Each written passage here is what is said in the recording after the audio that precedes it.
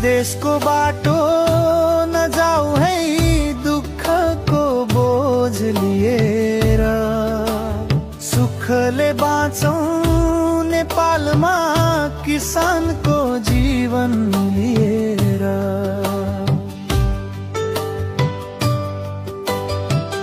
बुझ्छन् र कसले रोएको आँसुको घुटको पिएर,